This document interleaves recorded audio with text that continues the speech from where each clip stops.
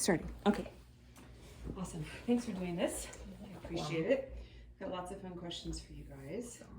If you don't want to answer any of them, you just say, yeah. Okay. Seriously, it's okay. All right, the first one. How long have you been married? 28 years. Mm-hmm. Okay. 28 years. How old were you guys when you got married? We were 22, almost 22, I think. Weren't we? 23. We were almost 23. Okay. We were both 22. Okay. What were your biggest motivators for getting married?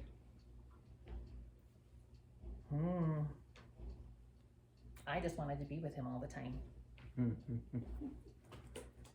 I think I always wanted to. I mean, that was kind of the, not really what you do, but it was like, this is the next step. It just was, Right. It was the next step for me. Yeah, and that was for me as well. As it was, you know, you earn your Eagle Scout award and then you go on your mission and then you get married. That's And just I how mean it was. that cheapens it a little bit, I think. But honestly, I think more so than that, it was more than just the social construct of, you know, the way things are. I just had impressions that Julie was who I was supposed to be with for eternity, and you know, maybe if my parents heard us say this and if they see this video, they'll be mad at me, but they discouraged me from getting married so fast after my mission. They were like, take some time, focus on your football career, focus on yourself for a while. But I don't know, it felt right. It felt like the right thing to do. Awesome. Thank you. I love that. What were you most excited about with getting married? What was the most exciting thing that you were looking forward to? This sounds really like immature, but just almost like playing house. Yeah. Just like this, you know, doing adultish things and being responsible for ourselves and not having to answer to anybody and just living our own life, you know, doing what we wanted to do. Mhm. And not being told by people, you know, not being supervised or I don't know, just It's interesting how that changes. yeah. You're same age, but all of a sudden no one can tell you what to do. Yeah, exactly. Right. Yep. But did you have anything you wanted to add to that? No, I don't think so. I Okay. think it's pretty much the same answer. Just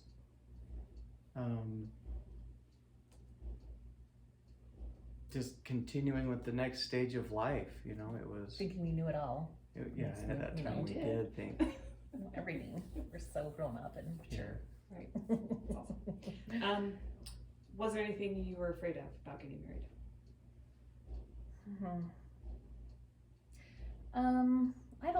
I think that we had our moments before we got married where we each, I know he was irritated with me a few times before we got married and probably was like, maybe there were some questions in his mind, like, wait a second. But I don't think any hesitations, was that the question? Just anything you were nervous about? Nervous about? I just feel like maybe I was very naive in thinking that everything was going to be taken care of, because now you think of kids getting married and can they afford it? Where are they going to live? You know, and I don't even think that maybe I just had so much faith and trust in him that he was going to take care of everything and everything was going to be fine, and we skimped and scraped. It was hard, but I don't think I was nervous about. Maybe that's just a little bit more immaturity. It's not really realizing what we were doing, you know? Or it was just faith? Yeah. Yep, taking that step and just doing it. Yeah. What about you, Will? I had a little bit of an experience, kind of like. I think a lot of people have a similar experience where you pray about something, for example, and you feel like you got an answer, and then you keep praying about it, and I think that at some point the Lord just says, "Listen, I already answered that question, and I'm just not going to answer it anymore." Right, I told you. I got to that point, and I just kept asking and asking for more confirmation. And at one point, I think I was left to myself, and then I got nervous. And I was, and especially started listening to some of the dissenting voices around me.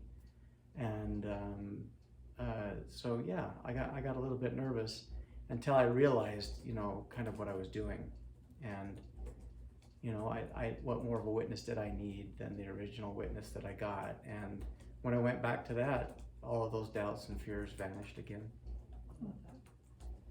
Awesome. It's got paranoid, so I want to make sure it's We're still going. okay. All right, thanks. I'll keep watching. Okay, so now that you can look back on that, I think you kind of answered this, but if you have anything else to add, how do you look at those anticipations and those fears, or any of that, the outside voices, the, you know, you're too young or you should wait? How do you feel about that now, especially because you have married children?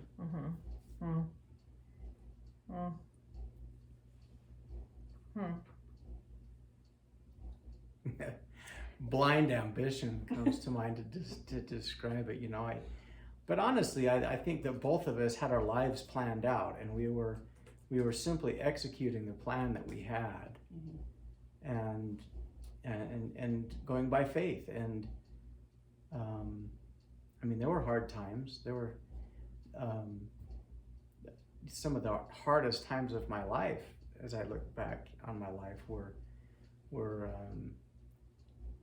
at the time when we got married. It didn't have anything to do with being married, but you know, a lot of my childhood dreams were centered around football and playing football, and I had goals in that regard as well. Not just personal goals in as far as being married and having a family, but I had personal goals of in athletics that were shattered right before my eyes due to an injury. And that was a real dark time in my life. I had to so much of my identity was centered around, you know, if I was to describe myself, I think football player would have been the first thing out of my mouth. Maybe even after we got married, even at that time, it would have been the first thing out of my mouth. Who are, you know, define yourself. It would have been football player, and it shattered a paradigm of kind of a self-identity, and I had to rediscover that. And so, and I think, you know, looking back on it, I think that my blind ambition of going forward with my plan and choosing my eternal companion and moving in that direction, it was sort of a natural consequence that I needed to be shown that I was way more than just a football player. And I think that my dedication to finding an eternal companion and starting a family was key to me discovering a more rich identity than what I had before. That's awesome. He just told you you're more important than football. Yep. And I knew that. Some of his family still doesn't believe that. I love that. Thank you, guys. Awesome. You guys are awesome. Okay, so for each of you, same question, but one at a time. What are some of the most valuable lessons you've learned from being a wife and a mother, father and husband? Wow. Oh, wow. I think probably for me is the most valuable lessons that I've learned is that I tried to do everything perfectly the first time. I thought that it had to be done right, and everything had to be in line, and, you know, plans had to be executed the way, you know, I couldn't lose control over anything. And now I look back, and I have horrible, I just feel so bad because I feel like my kids were terrified if they spilled anything or made a mess, you know, because mom would freak out. And I'm like, why wasn't I more just like open and loving and like listening to my kids? So I feel bad that I was that kind of a mom where I just thought everything had to be perfect and right, and I couldn't make mistakes. And it's so funny that you think it now and you want to pass that on and say, just do this with your kids, and nobody's gonna listen, because people tried to tell me that too, and I didn't listen. So, now I can't even kind of remember the question. Tell me the question. Oh, some of the, some of the most valuable Valuable lessons you've learned lessons. as a wife and mom. The most valuable lessons, I think, would have just been letting my kids be who they are, and just letting them, not trying to fix everything for them. I think I still try to do that, make them not be failures, and I think I've tried to be a little bit better about letting them make mistakes and have their own agency. Because I think I tried to take their agency away from them, because I didn't want them to fail. I wanted everything to work out okay. So, and I think the biggest thing for us, and I've been told this in my patriarchal blessing, is I'm a horrible communicator. And it says Surprised about that. communication, I bet it says it 90 times in my patriarchal blessing. It's communication. I mean, communication between me and Will, communication between me and Heavenly Father. I needed to be a better communicator. So I think a valuable lesson I've learned is I'm not good at it still, but I think he's made it easier. He's been more of trying to get me to communicate. Communication is a big thing that is a valuable lesson that I learned. It's very important.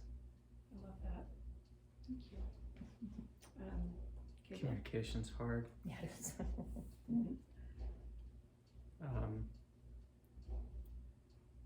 Well, that's a really difficult question for me to answer, because it's really hard to put my finger on it. But I think the more I've thought about it, and as Julie was talking, I agree that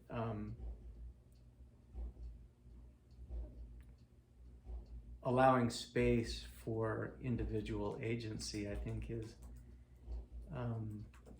what Julie is saying, and I think that mine is very similar to that, in that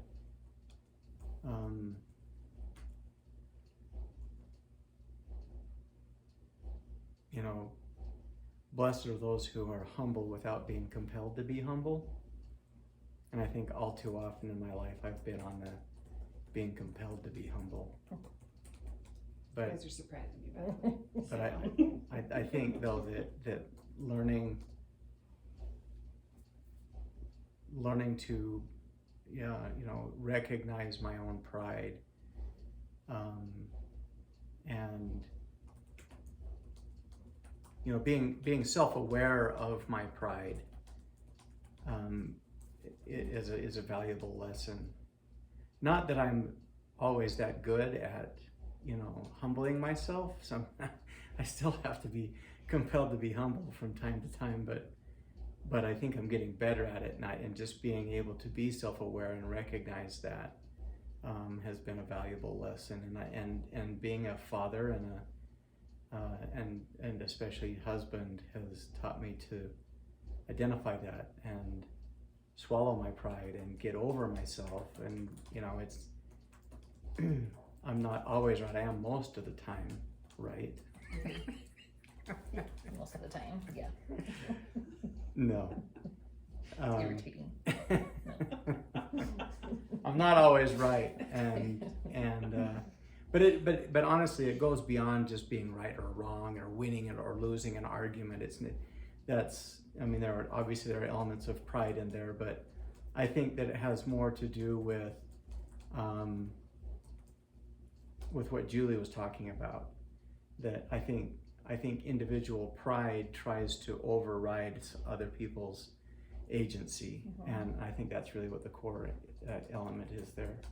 And pride relates to a self-image that requires extrinsic validation as opposed to intrinsic validation, and finding that intrinsic validation while allowing others to act within their realm of agency is a tough lesson to learn, and probably still learning a lot about it, but I think that's probably one of the most valuable things that being a father and a husband has taught me. Thank you. Good answers, you guys. Bless. Oops. Back up here. Let's pass to my next question. Is there anything you guys wish you'd known about each other before you got married? This is a spicier question. I could probably answer for Will, but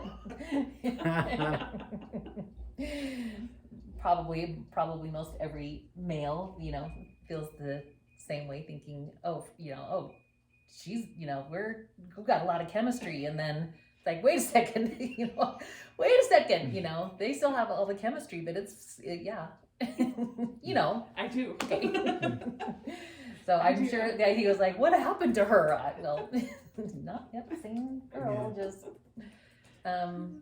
anything that surprised us, is that what the question was again? Or just anything that we wished we would have known. Not that it would have changed your mind, but that if you'd known it going into the marriage, it would have been easier to deal with things. I mean, he's just always been so easy to, it's always been whatever I want makes him happy kind of a thing. So I never really had, the only thing I can think of is maybe how family, like his family kind of, brought things, maybe a little bit of tension in between us in dealing with like our families, just a little bit. Maybe realizing that when you marry into a family, you marry into everybody. So it's, for good or bad. Yep. And I just I think I started out really positive with it, and then I kind of thought, wait, this isn't getting better, or, oh, this is not what I was thinking, and I continued to be a brat about it, and so I'm learning a lot of lessons right now in life. I'm being taught a lot of stuff, so, and that's one of them. So. Okay, thank you. Well, anything for you? I can't think of anything. Okay, that's really fine. Yeah, I think, obviously there were things that we learned about each other after we were married, but there's nothing that I really, nothing really that stands out as being all that significant. Okay. Is there anything you wish you'd understood better about marriage itself? Not even with each other, just the institution of marriage or what that meant? I don't think so. I feel like, I think we both, I think we both get it, that it's not, and I tell this, when I give, advice for newlyweds, it's like, and I'm sure it's not anything that I came up with, but it's like marriage is 100, it can't be 50, it's not 50-50. You have to be trying to give everything all the time. You can't, it can't just be one-sided all the time, or there's got to be some balance. So it's not meet me halfway, it's commit the whole way. And I think, and overlap. Yeah. And I think we both kind of, that's, he was no more important than I am in the relationship. We're both right there. So it's, so I think that's, I don't think that I would have, and I keep forgetting the questions. Anything that we wish we would have known about marriage as an institution. I never looked at it as being me taking any kind of sub role in any way, and so I feel like it was a progression thing, and one thing that comes to mind is I remember, it was after we were married that I learned what a prenuptial agreement was. I had no idea that such a thing even existed, and at the time when I learned about it, I was like, well, who would think of doing such a crazy thing? That didn't fit my description of what it meant to be married. Right. Not to say that prenuptial agreements are bad. For some people, they make sense, and that makes sense to them. But in my paradigm of what it means to be married, it didn't make sense. Right. Most of us are so poor when we get married. Yeah. You want money? There's nothing. There's nothing to shoot. What do you want? We're signing away here. So would you say, if you're giving advice to someone newly married or about to get married, would you tell them marriage is easy or hard? What would you tell them? It's hard. I'd say it's hard. Yep. It's something that I always, and I joke about it. I said, if anything ever happens to Will or whatever, I would never get married again, because it's too hard.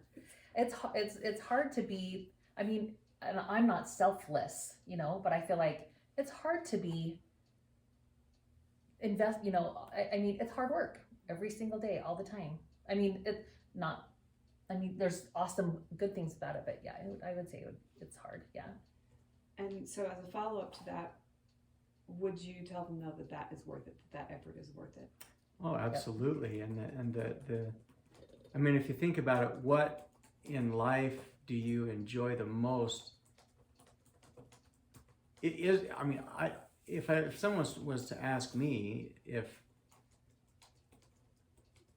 you know, to define the things that I love the most about life, it would be things about marriage and family. And marriage and family are the hardest things in life, but they bring the greatest blessings. They bring the most happiness. Things that come easy and cheap are fleeting and might make you happy for in a short term, but it really, there's no substance there. The substance of life is hard to obtain. Thank you. I love that. If there's anything you guys could go back and do over within your marriage, would you change anything? You know what? I don't think so. I think I love that we were married in June. We moved to Snow College was it before Christmas? Or no, you know, we moved to Kansas January the next year. Yeah. And I think that we was moved in August to Ephraim and then moved from there to. And I think the best thing that we could have done was to move away from home, and it was just the two of us. And if we were fighting, there was nowhere else to go, and you had to figure it out between the two of you, between the both of us. There was nowhere to complain to. I mean, if we wanted to call home, we had to call long distance, and we couldn't afford it. There was no email, there was nothing. So it was like, if you're having problems, you got to figure it out. It was the best thing for us, is to get away from family, and we had to depend on each other. Yeah. So I'm so glad that we did that. And I know not every newlywed can do that, but I just feel like, oh, that's such a good thing to. You have each other, and you have to cling to each other and figure it out.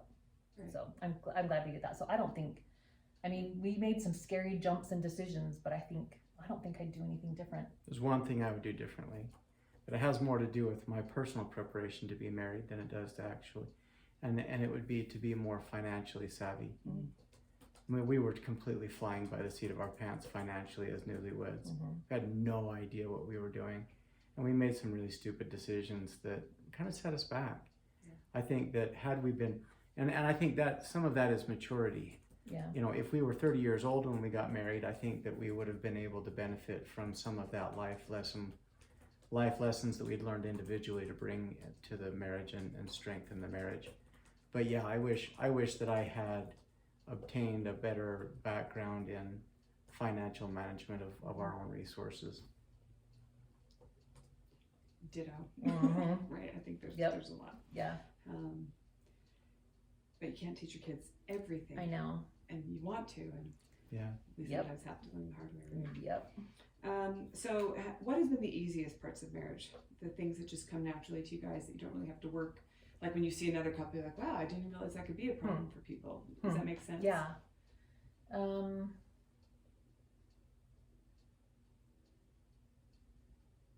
I kind of feel like, because I have family who, they are not nice to their spouses. They kind of, when they're not with them, they'll say not nice things about them, just kind of like, well, that wasn't very nice to say. And I don't ever want to do that to, I don't do that. I don't talk bad about him to, other people and to my family. He thinks that I do, but I don't, because I'm like, why, so I see them being so mean. I'm like, how could you be so mean to somebody that you're so intimate and you love so much, how could you talk about them like that? So,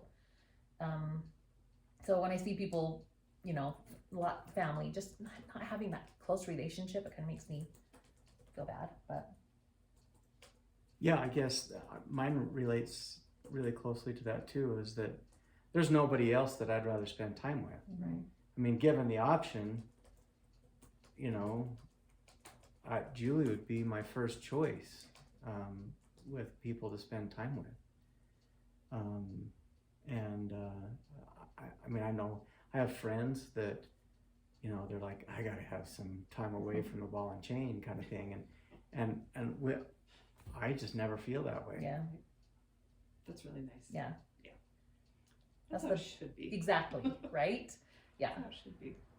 But you do see that more the longer people have been married. The reason you're still married is because you do like spending Yeah, time with each yeah. other, right? and it's not even that we have a lot of things in common, because we don't have, I mean, we kind of do, but he doesn't like, I mean, we don't like even, I mean, some of the same music, but we don't like the same kind of shows, we don't like the same hobbies, we don't really have anything that we like to do together besides just be together. Right. You know, so So a lot of compromise, though. Yeah. That sounds like, right? yeah, yeah.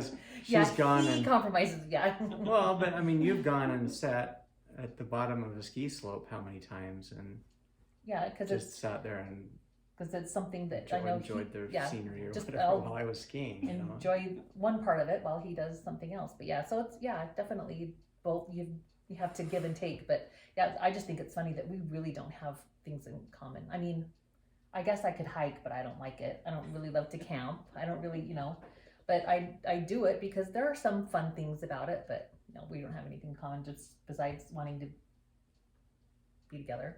I love it.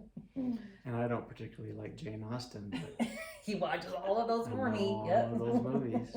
We should all go to England. Yes, we should. And so we do like to travel. Yeah, That's well, something it's we have to travel. share. Yeah, that's true.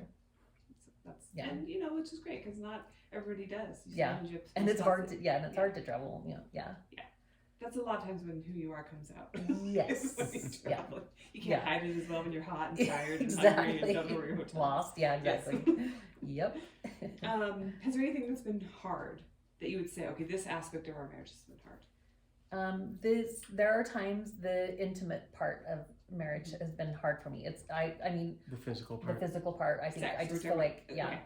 sometimes well, not sometimes, most of the time we're on completely different planets. Mm-hmm. That's normal. by Yeah. the way. Okay, good. I actually just bought Anne Marie and her fiance a book about this from the deep. from Really? Desert Book.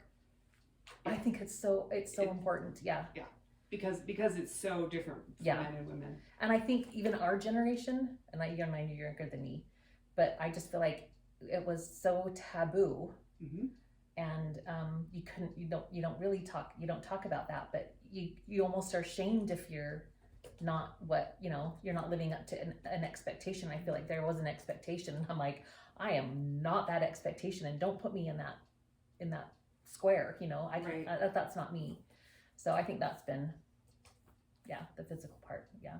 It's difficult. Yeah. Yeah.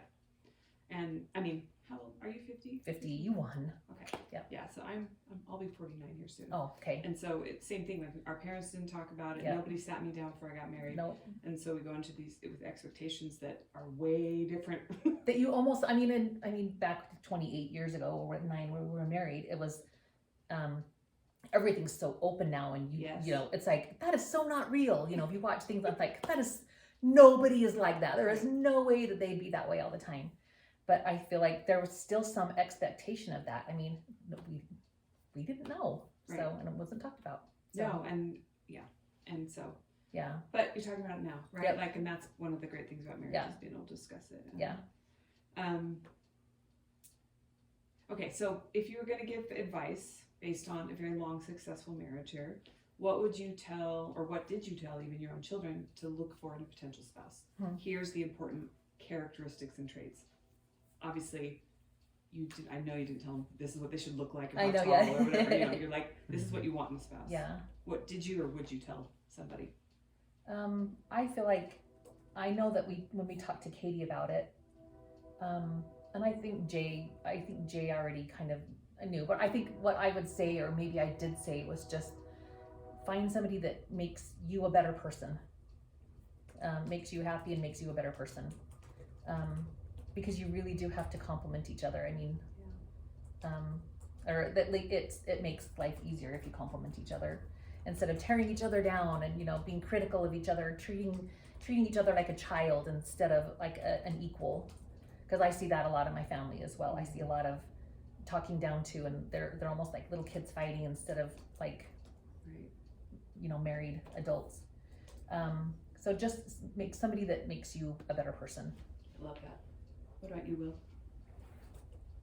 I think it's changed over time. I think really early on when our kids were little, you know, we talked about temple marriage and going to the temple and finding someone that could take you to the temple and you know, be on that covenant path. Covenant path is kind of a more of a recent coined phrase, but that's essentially what I had hoped for my kids, was for them to stay on that covenant path. But I think that it kind of goes beyond that, because again, I think that relates to the social construct of Eagle Scout and then mission and then marriage and marriage in the temple and then if I truly looked at the attributes of what I would hope for husbands for my daughters, for example, would be someone that is honest. Honest with their feelings, honest with Who they are, and hardworking. A work ethic, and I think an honest man with a work ethic is eventually going to make all of the right decisions. I love that. That actually gave me chills. Okay, an honest man with a work ethic.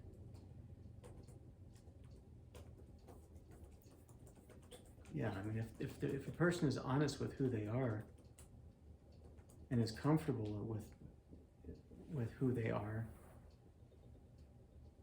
yeah, and I feel like everything else will fall in place. In our experience, I mean, when Katie eloped, and we had told her, you marry who you date, and she, oh, I'm not going to marry Cam, and I'm going to get married in the temple, blah blah blah, and then, you know, here we are, and we'd had the plan was they were going to be sealed on September 18th, 2020, you know, and that came and went, and Cam is nowhere. It's not even really on his radar. Yeah. But he is a hard worker and he's honest with himself. There is no reason for him to push into something and to go through the temple if he's not ready, because then he's not being honest with himself. He's not ready. And I have, you know, we have family who you get married in the temple, and you know, and they're, you know, they're the furthest thing away from an eternal marriage. They don't wear their garments. It's like, they don't it was go to just the church, thing, you know. And it's Right. like, well, if you're not going to be honest and truthful about how important this is, then don't do it. And so I have a lot of respect for Cam, that he's not ready and he's not ready to take that step. I don't know about willing, maybe not willing yet, but at least he's being honest with himself and not being fake about it and just doing it. He's not lying to your daughter. Yeah. Yeah. Yeah. So at least he's being honest with that much, and he's a hard worker and he loves her and he makes her happy and wants her to be happy. So Yeah. I love that. So this isn't in the questions, but I am personally curious. okay. So just based on some of the things you've said about, you know, your own families a little bit, what do you think it is about you two that's different in your marriage, that's solid and loving and kind and honors those covenants? What makes the two of you different? Is it you individually, or is it something about you coming together? You know what? That's a good question, because it's funny. I have my siblings will say, not my siblings, but maybe it's our kids are like, you and Dad are the only normal ones on both sides of the family. But I don't know. Maybe it's because we're both the second born. I don't know, and we're the people pleasers, and so I don't know. But I just feel like he when he was born, his mom called him Sweet William, and that's just how he's always been. You know. He was the younger brother that living, you know, but then not always in the shadow of Chris, but you know, sometimes it flipped around. But I just feel like he's just, I'm probably a people pleaser, and he's just willing to go along with whatever. But I really do feel like, you know, when I look at both sides of our family, that we do have something special and people see it. Yeah. That it, you know. And it's, I don't know if it's what it is. Like I was like, maybe just we're both the second born, or we just know that you treat who you love, you treat them well, you know? Because life's hard enough anyway. No. Yeah. But yeah, that's a good question. I don't know. Can you think of why? Because I'm not easy to please all the time. Yeah, I don't know. I mean, it's really making me think. I know. I Of what it is, yeah. because I do think, for whatever reason,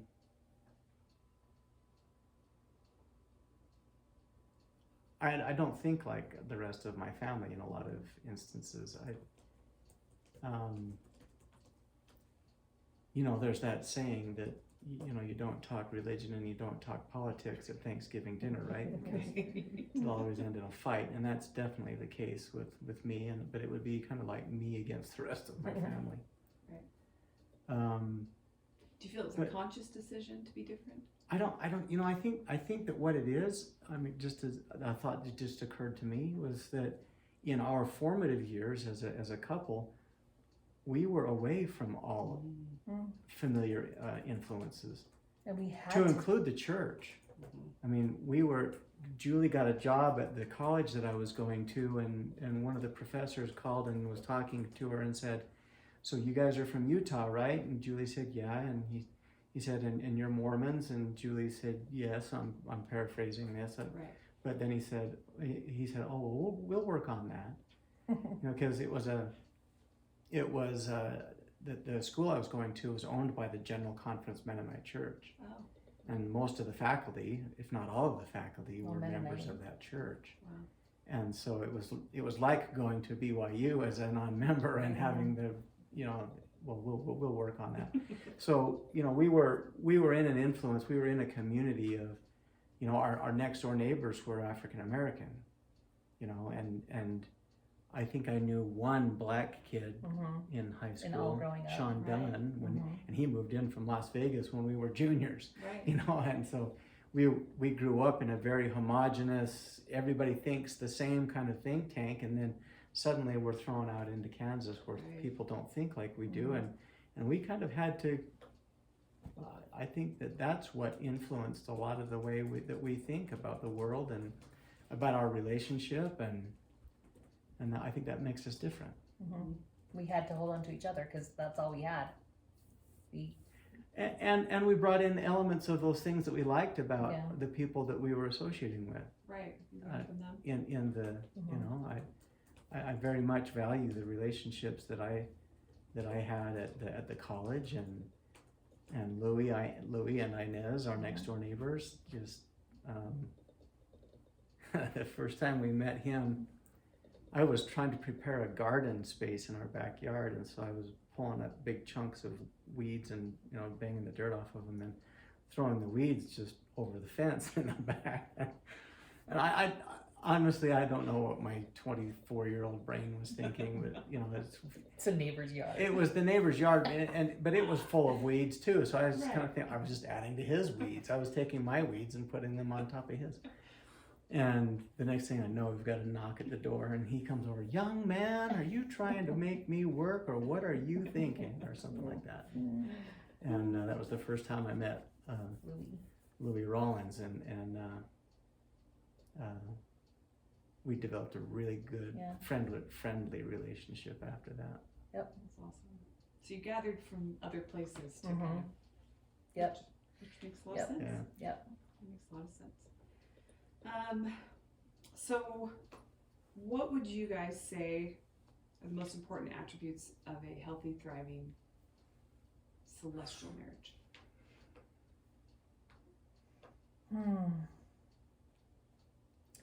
Individual worthiness would be one. Because ultimately, each of us has to work out our own salvation.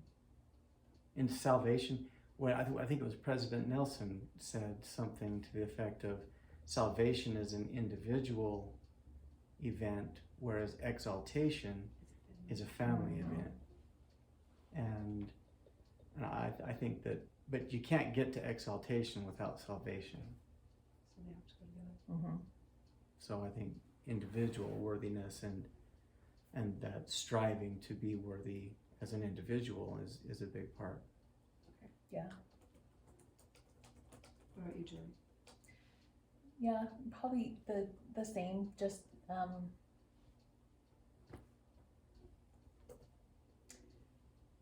yeah, I mean, you don't want, yeah, I feel, and we're not good at this, but I feel like we're both on the same we're both on the same page. I mean, as far as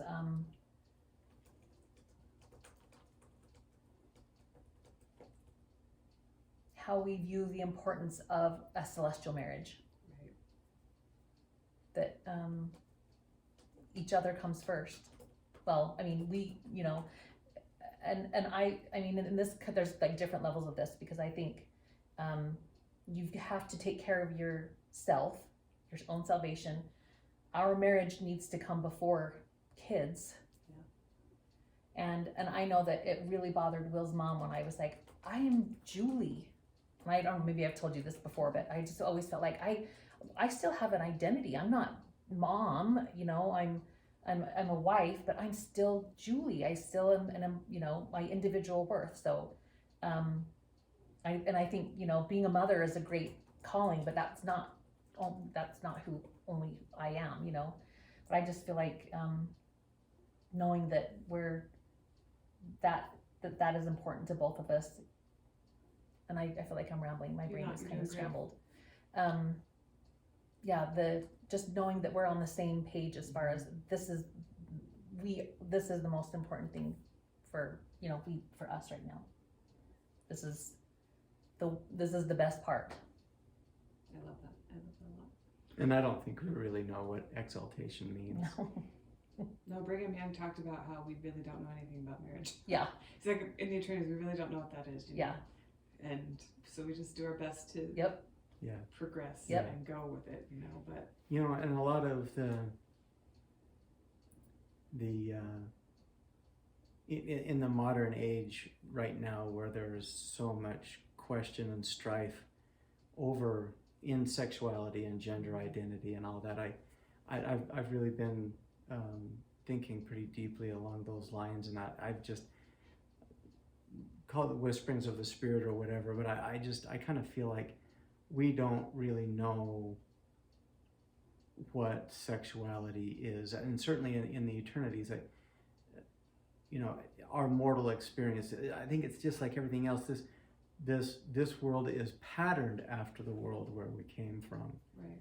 It's not the same, and things are going to be different, and I don't think we really understand what all that means, but I think just a hope for something exalted is kind of our goal, and is. Thank goodness we're not the ones in charge of it. No, I think that all the time, honestly, I really do. I'm like, I just have to love you and not worry about right. it. Yep. Yeah. Yep. Thank you. How have children impacted your marriage? I think for the most part, I think we've been pretty good about keeping us first, and then making sure the kids didn't, because it's so easy to let the kids completely take over. And I know I'm sure I did let the kids take over at times, but it was always the kids. Well, sometimes they got in bed with us, but I'm like, you don't sleep with mom and dad. Right. You can put a blanket and a pillow on the floor, but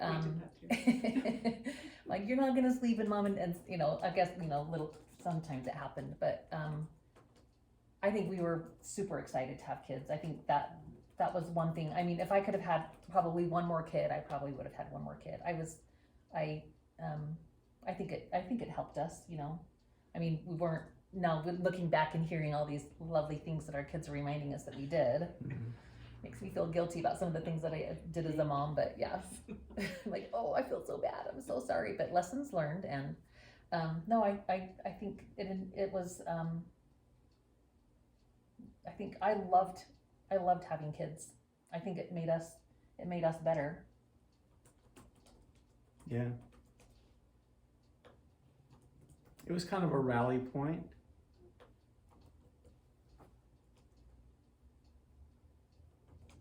It was, having children was an adhesive, Mm-hmm. you know. I think it did have a strengthening effect to our relationship. Creating life together is, well, like I said before, right? It's really, really hard, but there's nothing that I could think of that would have more meaning. Yeah, I mean, I've got friends that didn't get married or didn't get married until they're really old and don't have any kids, and they seem to live really cool lives, but Unprogressive somehow. But that's all it is. Mhm. It's just a cool Yeah. life. Yeah, that's really cool. Yeah, Yeah. that's really cute, you know? See that you get to do that. Yeah. You're still the same as when you were 20 Yep. years old. Yeah. Yeah. And there's no substance there. No. It's fascinating to me how much children age you and Mhm. mature you Mm-hmm. and teach you about yourself. Yep, exactly. And let you know that you're just like your dad or whatever. Exactly. Like, no, yeah. Absolutely. Exactly. Yeah. I think we kind of touched on most of this. It just, there's a question about that the following things have led to the most dissatisfaction or divorce in marriage. Mm. And so, one is lack of communication, which you talked a little bit about. You Mhm. worked on that. Finance, which Mhm. I don't know if it added anything negative to your marriage, but just something you wished you'd known better Yeah. about. Oh, Yeah. it was, yeah. Yeah. It's, Yeah. Did it affect your marriage? Yeah. Okay. yeah. Yeah, definitely. Because I grew up with a money tree in the backyard. Me too. And so I got, like whatever I wanted, I got. And he did not grow up that way. Yeah.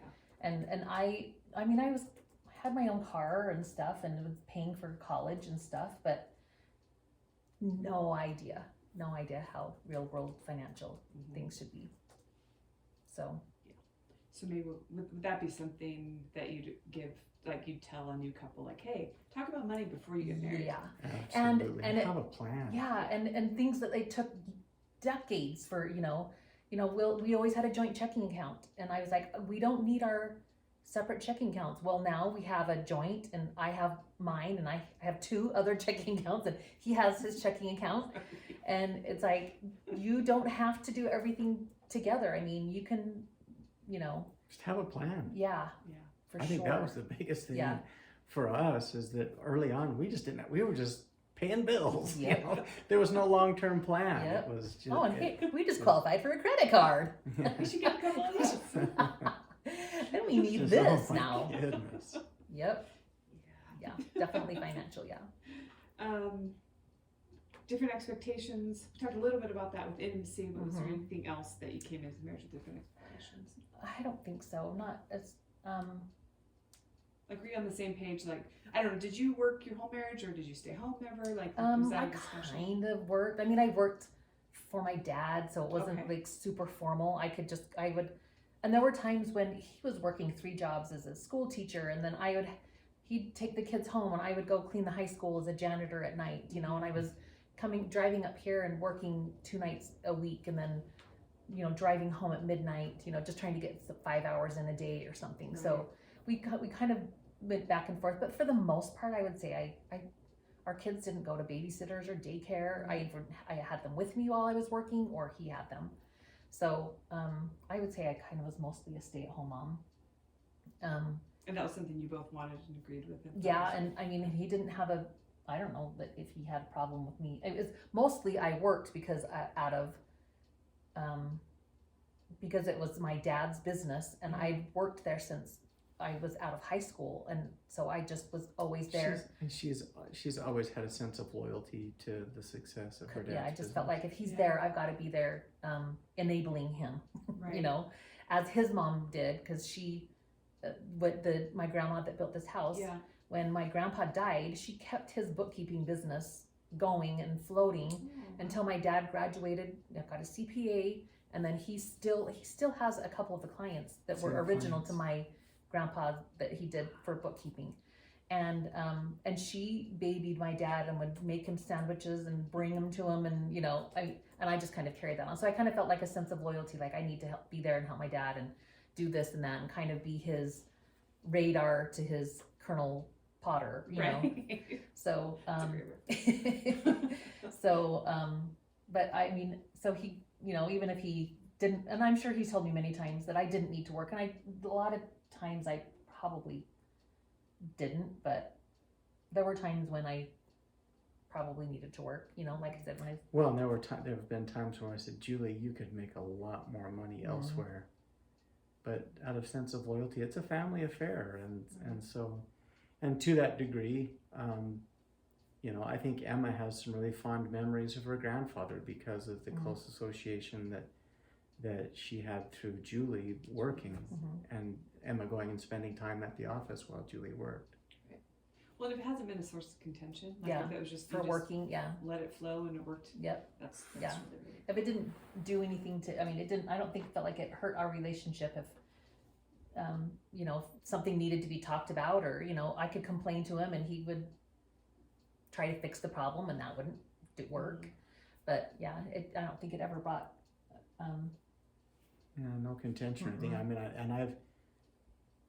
There may have been a few elements early on in our marriage, but I've never been the kind of husband that, I wear the pants in this relationship kind of thing. And I always kind of roll my eyes at people that think that way. And it's kind of like, your relationship didn't work out. Interesting. Or your kids are in the way, and your kids are that's like, your kid? You mean our kids? Yeah. I don't know. Yeah. Right. It's all, Yeah, I'm babysitting our kids tonight. Right. No, What? you're You're babysitting your children? not. Doesn't make sense. Oh, I love that. Yeah. What role do you think forgiveness plays in a marriage? That's a very big role. I always, forgive and forget. You're never going to forget, because there are things that are said and that you're never going to forget. Right. And forgiveness is, I'm sure Will's had to forgive me for a ton more things, but there's a lot of trust that comes in forgiving and just moving on. So you're not going to forget, but if just holding on to things, as I'm learning right now, because I feel like I've tried to hold on and control so many things that it's like literally destroying me, on the inside. And just you have to let things go and move through them. And I'm a sweeper under the rug kind of a person. Let's make everything okay, so we don't want to make, not really bad feelings, but Right. just, we don't want to make anything look bad. It's okay, but and that's not good. You have to, forgiveness has to flow. You have to get things moving out, so you can remember. So maybe you don't make the mistake again, but forgiveness, it's a big. You have anything to add to that, Will?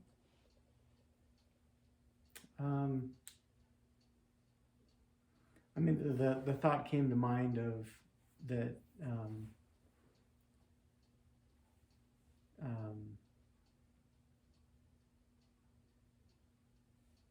I don't know, maybe this is going way too deep, but Go for it. I always come back to square one. I try to come back to my power base, and that is my understanding of the plan of salvation and the whole point of being here in the first place. And the commandments are those road signs that empower us in our agency, and that power comes from keeping the commandments and loving God, loving our neighbors, forgiveness. Those are all huge commandments, and you know, the principle of forgiveness is key to our salvation. It relates to the earlier questions we were talking about, that, you know, obtaining that individual salvation through individual worthiness. The only way you can obtain that is through forgiveness. I mean, we have no hope of being forgiven ourselves if we don't ourselves forgive others. And in what more powerful environment would that be applicable than within a marriage? Right, one that we hope to be celestial. Yeah. Yeah. Right, that exaltation. Yeah. I love that so much. So this is going to be probably even more applicable to you guys right now than even a year ago, right? How do you manage all the competing priorities, family, work, church, and now a significant challenge in your marriage? How do you manage all that and keep the balance in your relationship where you're prioritizing each other? Yeah, because I feel like I'm hogging a lot of the priority right now. And, you know, we were just talking about this, I don't know, maybe, you know, Will actually met with the counselor today to, you know, how can he better cope? And the counselor was like, well, sounds like you got it figured out. Give and he's me like, a call if you need it. He's like, thanks, Boss. wait a second. He's like, you're not going to help me? You know, give me some, you know. So obviously, you know, maybe saying the right things, but, Yeah. Okay, say the question one more time. How are you managing to balance all of the competing priorities right now? Because you have an additional thing that hasn't been there before. Yeah. And nothing else in life has changed, right? You still have Right. work, you still have travel if you might need to, you still have callings. Yeah. How do you do that and not go crazy with each other? I know. And he hasn't been. He's been a rock. And all I know is, you know, just thinking of these, there have been a few times when the severity and the scariness of it hits really hard. And I just can't, the thought of, the thought of like not having him there, or just like, I just want to, just having his presence makes it feel better. I mean, there were times when we really thought it was really bad.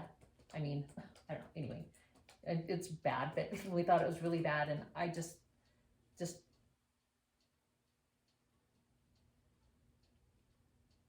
him, I mean, we would just hold each other.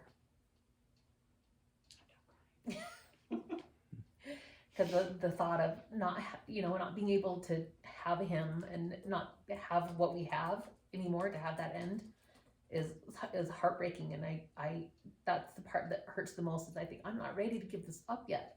Right. I want this. This is exactly what I want. And how can I go back? How can I go back so I can keep this? How can I keep this?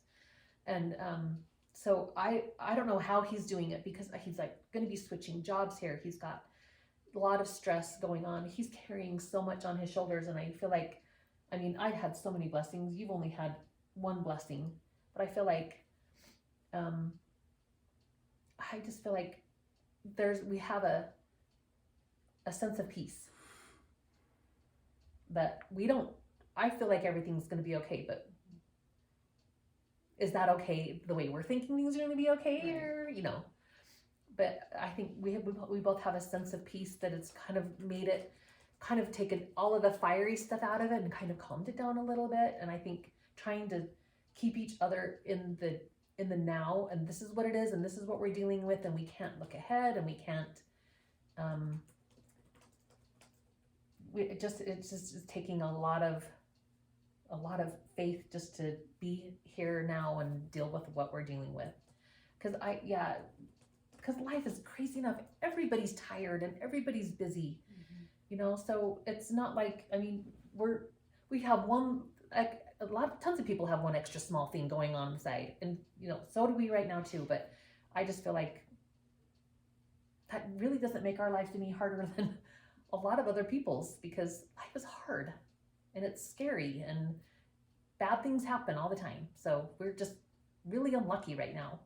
It's very generous of you to say for other people. Honestly, it really is. Because you know, and I try to tell my kids that. I'm like, I know you're tired, but guess what?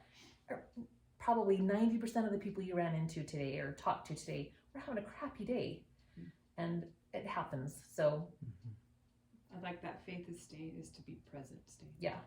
Because there are times when my brain goes, and I know that he probably does the same thing, but I think staying present where we are and just dealing with what we can, because we can't control anything right now. So Right, you really can't. Knowing that is honestly Yeah. that you have about 30 seconds you can control. Yeah, seriously. At Yeah. best. Yep. And that's it, you know. Yeah. Oh, how about you, Will? You know, in terms of priorities, honestly, my priorities have not changed. Julie has always been my priority, even in times when it doesn't really look like it. I mean, the reason I go to work, and I believe, and I think that one of the things that's been good about my job and my service in the military is it's something that we both believe in. Mm-hmm. That my job is more than just a job. Right. That there's a bigger meaning to what I go and do every day, and what that takes me away from home. There's something else there, and I think it's something that we both believe in, and so but Julie has always been my priority. But what does that look like at different stages in life? Could be perceived as selfishness, that I'm trying to, climb up the rank structure, and but ultimately it is, in terms of priorities, I think that my testimony, my relationship with my Heavenly Father and my Savior would be my first priority, and then Julie is second, and the kids after that, and it's kind of always been that way. But where I spend my time may fluctuate depending on the circumstances and what the needs are of the family. So would you say then, like, the reason you're able to manage all is because you know your priorities? Yeah. I think so. Okay. Yeah.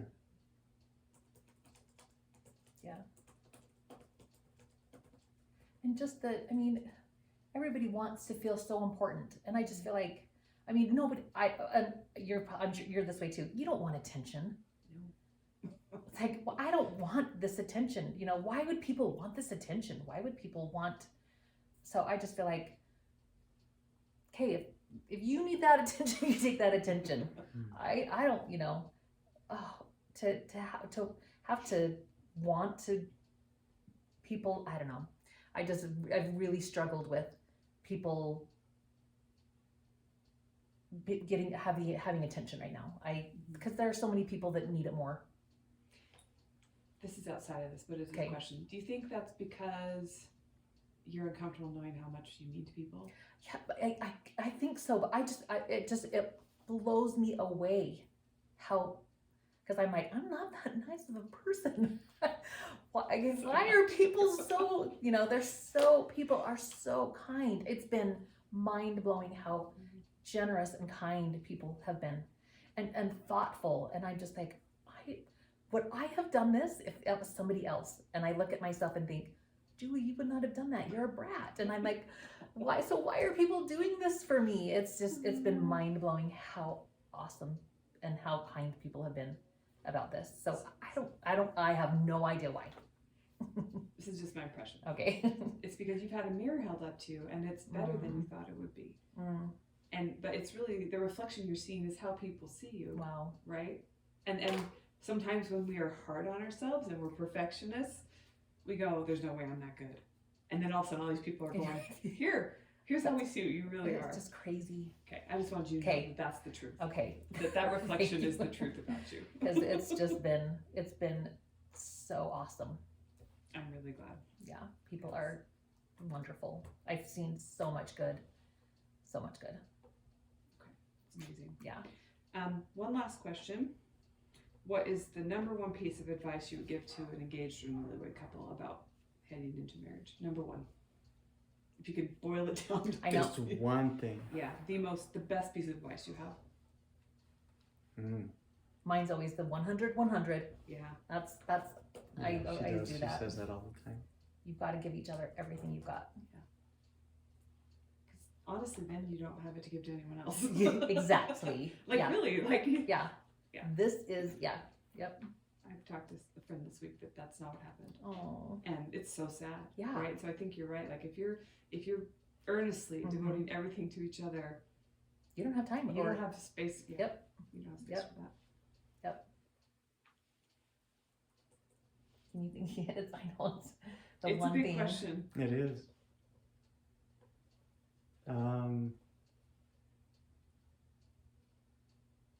Yeah, I don't know. I mean, for whatever reason, I've got like quotes from Gladiator going through my mind. Something really profound, you know, like what we do in mortality echoes in eternity or something like that.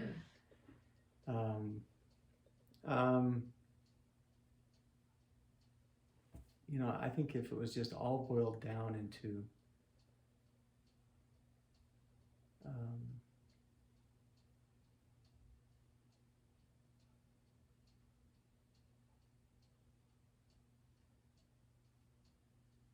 yeah, I guess it would just be to forget yourself.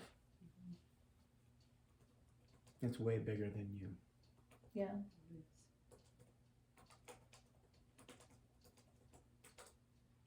Yeah. And if you want a second one, I'll give it to you. If you want to give one more thing, you're like, I need to. I know. Well, and it all kind of wraps like giving everything of, you know, you're both in at 100%. Be selfless. I think that's kind of goes with it, but just being selfless. You've got to think of the other person, because it's so easy to be selfish in this world. That's like one of the, you know, the selfishness is so rampant right now. So if you can be selfless and take your mind off of, you know, your own problems and be like, yeah, you know what, I know he had a rough day today, and I probably should have sent him a text and found out how his day went, you know, just being selfless. Yeah. The other thing that comes to mind is Julie's mom does, what is it? Go with the cross needlepoint? stitch, yeah. Cross stitch. She did cross stitch. And she did a thing for us, and I used to kind of, it was choose your love and love your choice was the motto on there, and but it was the way that she had arranged the words on the. It's like your choice, love choice, your, or something else. So he would always say it wrong. Your choice, love choice, your, or something. So choose your love your choice. She had the yours on the top or something, and it just looked, if you read it anyway.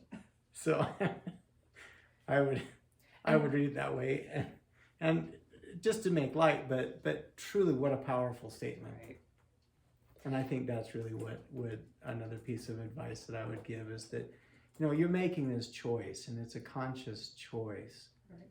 And the fact is that who knows, you know, maybe there's somebody else that you could have chosen and could have made an eternal marriage out of. You know, maybe, you know, there's not necessarily matches made in heaven necessarily. I think that you could make an eternal marriage, period, just by you made the choice. Now live with the choice and love that choice, and not just live with it. I know, that's what I was gonna say.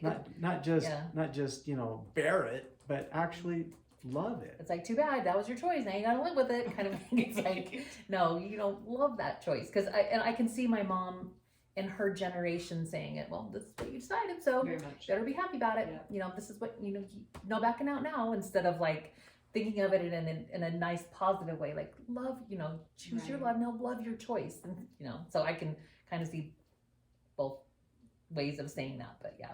My mom would say, at least you have a husband. Yeah. Oh. Yeah. Okay.